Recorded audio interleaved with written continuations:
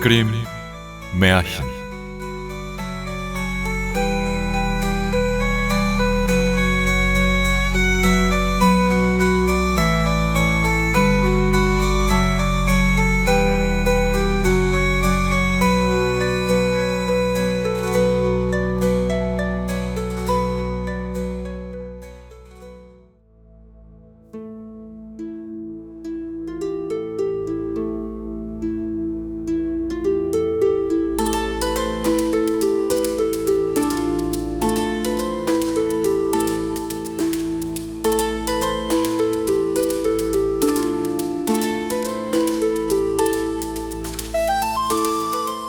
열두 형제. 강담 구자형.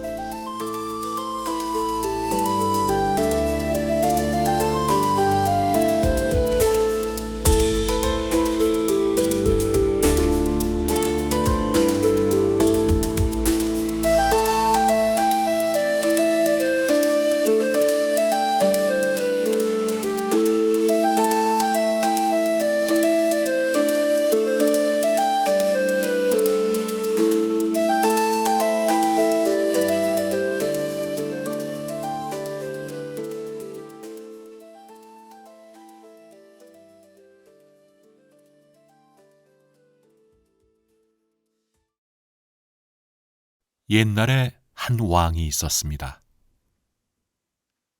왕에게는 12명의 아들이 있었는데 왕은 딸을 절대 원하지 않았습니다. 왕은 왕비에게 말했습니다. 당신이 13번째 아이를 낳을 때 그 아이가 딸이면 나는 나머지 12아이를 모두 죽일 거요. 그러나 아들이라면 모두 함께 살 것이오. 왕비는 왕을 설득하려 했지만 왕은 들으려 하지 않았습니다. 다시 말하지만 그들은 모두 죽을 거요. 내가 직접 아이들의 목을 벤다 하더라도 절대 딸은 안 돼요. 왕비는 슬픔에 잠겼습니다. 그녀는 아들들을 진심으로 사랑했고 그들을 어떻게 구해야 할지 알지 못했습니다. 결국 그녀는 가장 어린 막내 아들에게 가서 왕의 결정을 알려주며 말했습니다. 내 사랑하는 막내야, 너는 11형제들과 함께 숲으로 가야 해. 거기 머물고 궁에 돌아오지 마라. 그리고 너희 중 한 명은 항상 나무 위에 올라가 망을 보고 이 탑을 지켜보아야 한다. 내가 아들을 낳으면 탑 위에 하얀 깃발을 꽂을 것이고 딸을 낳으면 붉은 깃발을 꽂을 거야.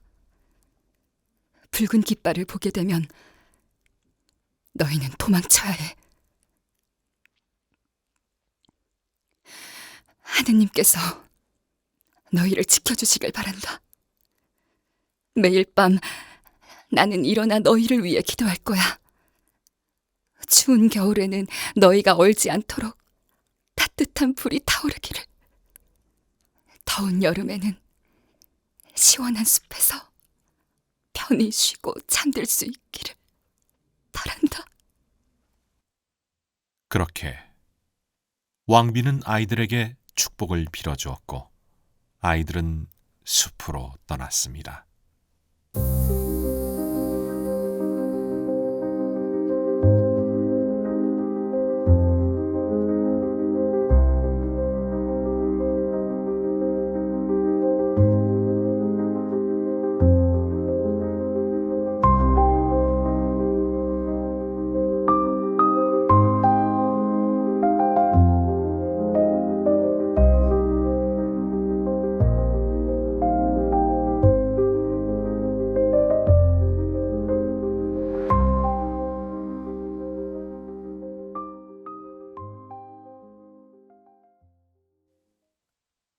그 후 그들은 자주 탑을 지켜보았고 한 명은 항상 높은 나무 위에 올라가 감시해야 했습니다.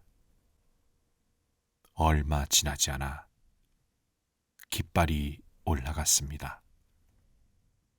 그런데 그것은 하얀 깃발이 아니라 그들의 운명을 위협하는 붉은 핏빛의 깃발이었습니다. 아이들은 깃발을 보고 분노에 차서 외쳤습니다. 우리가 한 여자애 때문에 목숨을 잃어야 한단 말이야! 그들은 숲 한가운데 머무르기로 맹세하며 어떤 여자아이라도 만나게 되면 가차없이 죽이겠다고 결심했습니다. 그들은 숲속 가장 어두운 곳의 동굴을 찾아내 그곳에 정착했습니다. 매일 아침 11명이 사냥을 나갔고 한 명만 남아 요리를 하고 집안일을 했습니다. 그리고 11명의 사냥꾼과 마주친 어린 소녀들은 모두 무자비하게 목숨을 잃었습니다.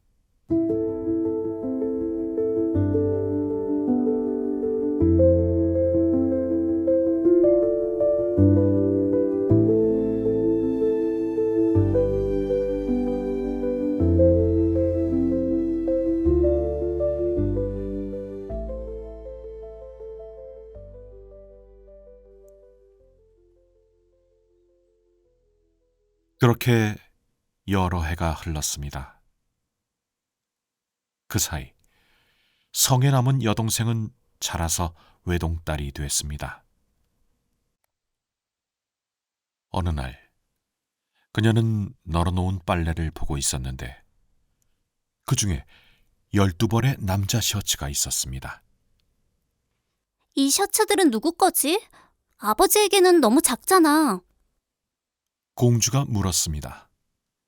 그러자 근처의 시종이 말했습니다. 공주님에겐 12명의 오빠들이 있었습니다. 그분들은 왕께서 그분들을 죽이려고 해서 몰래 떠났고 그분들의 행방을 아는 사람은 아무도 없습니다. 이 12벌의 셔츠는 바로 그 오빠들의 것입니다. 여동생은 자신에게 12명의 오빠가 있었다는 사실을 듣고 놀랐습니다. 오후에 그녀는 시종의 말이 다시 떠올랐습니다. 깊은 생각에 잠긴 그녀는 12벌의 셔츠를 챙겨서 오빠들이 사는 숲으로 들어갔습니다. 여동생은 오빠들이 사는 동굴에 도착했습니다. 11명은 사냥을 나가 있었고 한 명만 집에 남아 요리를 하고 있었습니다. 그는 소녀를 보자마자 칼을 들고 무릎을 꿇어라! 네 붉은 피가 지금 흘러야 한다! 라고 외쳤습니다. 소녀는 간절히 빌며 말했습니다. 제발 목숨만 살려주세요. 제가 여기 머물면서 정성껏 섬기고 요리와 집안일을 하겠습니다. 그는 막내였는데 소녀의 아름다움에 마음이 움직여 그녀를 불쌍히 여겼고 목숨을 살려주기로 했습니다. 11명의 형들이 사냥에서 돌아왔을 때 동굴 안에 살아있는 소녀가 있는 것을 보고 깜짝 놀랐습니다. 막내가 말했습니다. 사랑하는 형님들, 이 아이가 여기로 찾아왔어요. 이 아이가 자신의 목숨을 간절히 구하며 충실히 섬기겠다고 약속해서 제가 살려줬습니다. 형들은 잠시 생각하더니 이제 모두가 사냥을 나갈 수 있으니 좋은 일이라며 동의했습니다. 그러자 소녀는 12벌의 작은 셔츠를 보여주며 말했습니다. 이것들이 바로 오빠들의 셔츠입니다. 저는 여러분의 여동생이에요. 오빠들은 그 말을 듣고 크게 기뻐하며 여동생을 죽이지 않은 것을 다행으로 여겼습니다. 그 후 여동생은 집안일을 맡아 했고 오빠들이 사냥을 나가 있을 때는 나무를 모으고 약초를 따며 불을 지피고 침대볼을 깨끗이 정리했습니다. 여동생은 성실하고 부지런하게 일했습니다. 어느 날 모든 일을 마치고 숲을 산책하러 나갔는데 그녀는 12송이의 아름답고 큰 흰 백합꽃을 발견했습니다. 꽃들이 너무나 아름다워 모두 꺾고 싶어졌습니다. 그런데 그녀가 꽃을 꺾자마자 갑자기 한 노파가 나타나 말했습니다. 얘야, 왜 그 12송이 꽃을 꺾었니? 그 꽃들이 바로 너의 12 오빠들이란다. 이제 그들은 모두 까마귀로 변했고 영원히 잃고 말았구나. 소녀가 말했습니다. 오빠들을 구할 방법이 정말 없나요? 노파가 말했습니다. 세상에 단 하나의 방법이 있긴 하지만 그건 너무 힘들단다.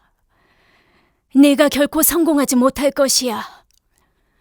너는 12해 동안 아무 말도 하지 않고 묵묵히 있어야 해. 한마디라도 하면, 심지어 1시간이라도 부족하게 되면 모든 것이 헛수고가 되고 오빠들은 즉시 죽고 말 거야. 소녀는 숲속의 큰 나무 위에 올라가서 12해 동안 묵묵히 앉아 오빠들을 구하기로 결심했습니다.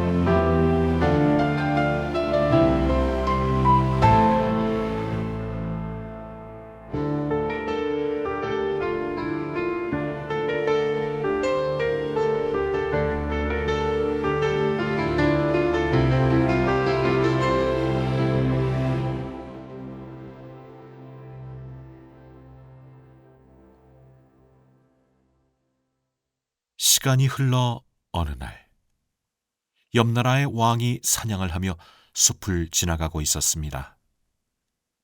그의 개가 나무 앞에 멈춰 짖자 왕이 그곳에 멈춰 올려다봤습니다.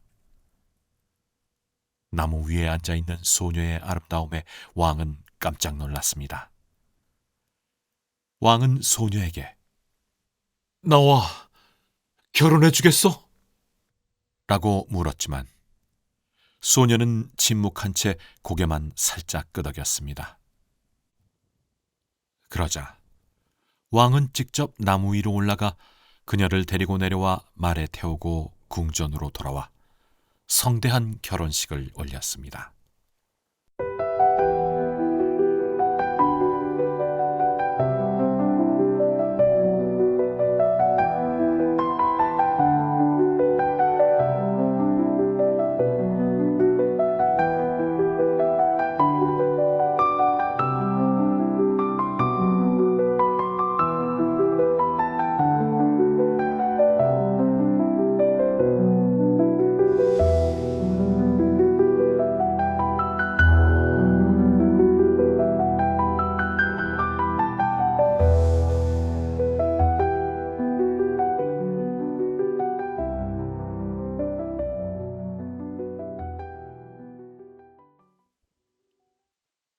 그 후로도 왕비는 결코 말을 하지 않았고 왕은 그녀가 벙어리라고 생각했습니다. 그럼에도 불구하고 둘은 행복하게 지냈습니다. 그러나 왕의 어머니는 왕비를 미워하며 험담을 퍼뜨리기 시작했습니다.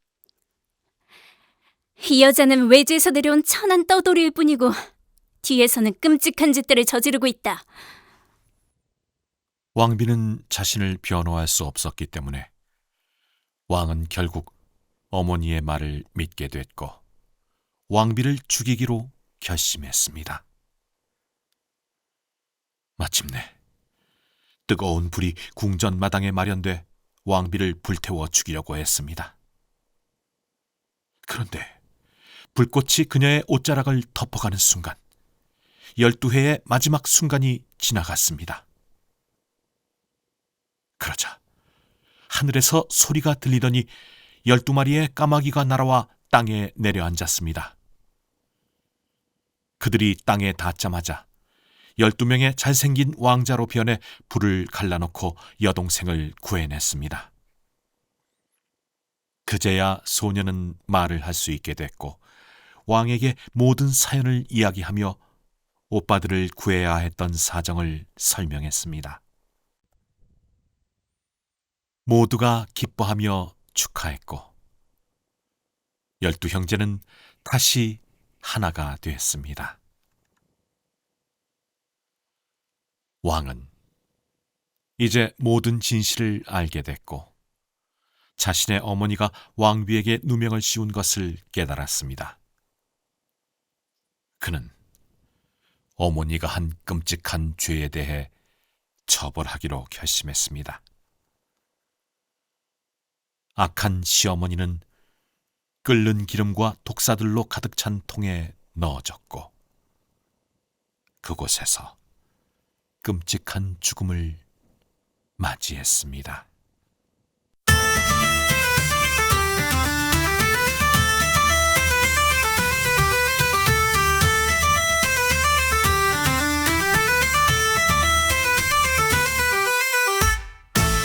열두 형제